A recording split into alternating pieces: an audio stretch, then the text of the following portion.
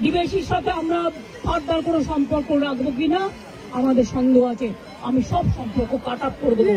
পাঁশকুড়ায় বন্যা পরিদর্শনে গিয়ে আবারও কেন্দ্রের বিরুদ্ধে ক্ষোভে ফেটে পড়েছেন মুখ্যমন্ত্রী মমতা বন্দ্যোপাধ্যায়। মানুষকে এভাবে ডোবালে ডিভিসির সঙ্গে আর কোনো সম্পর্ক রাখবেন না বলে জানিয়ে দিয়েছেন মুখ্যমন্ত্রী। পশ্চিমবঙ্গকে ডুবিয়ে ঝাড়খণ্ডকে নিরাপদ রাখা হচ্ছে বলে অভিযোগ করেছেন তিনি।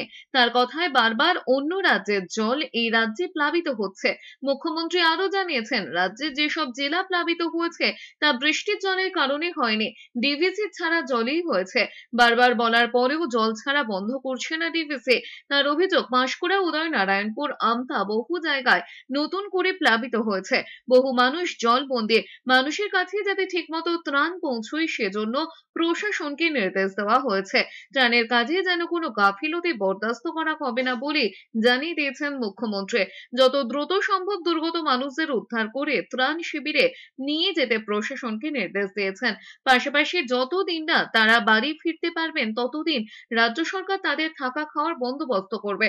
দুদিন ধরে রাজ্যের বানভাসী এলাকা পরিদর্শন করছেন মুখ্যমন্ত্রী মমতা বন্দ্যোপাধ্যায়। বুধবার হাওড়া হুগলির বানভাসী এলাকা পরিদর্শন করেন। ওই দিন মুখ্যমন্ত্রীকে ম্যানমেড বন্যা বলে আক্রমণ করতে শোনা যায়। বৃহস্পতিবারও ফের ম্যানমেড বন্যার অভিযোগ করেছেন মুখ্যমন্ত্রী। ডিভিসির জলে কেন বারবার পশ্চিমবঙ্গে বন্যা হবে প্রশ্ন তুলে গণ আন্দোলনের হুঁশিয়ারি মুখ্যমন্ত্রী মমতা বন্দ্যোপাধ্যায়। কেন কেন্দ্রীয় সরকার ডিভিসি ড্রেজিং করে না? ডিভিসির জলে কেন বারবার বাংলাকে ডুবতে হবে? এর কৈফিয়ত কেন্দ্রকে দিতে হবে। তার অভিযোগ, রাজ্যকে না জানিয়ে ডিভিসি কেন্দ্রীয় সরকারের সংস্থা 4 লাখ কিউসেক জল ছেড়েছে, যা কোনোদিন হয়নি। Man-made flooded because of central government irresponsible activities. I am sorry, this is not Bengal water. This is the Jharkhand water from Tenughat Panchayat, and this is the water coming from central government organization, the DVC. বড় আন্দোলনে যেতে হবে, এটা নিয়ে আমরা বড় আন্দোলনে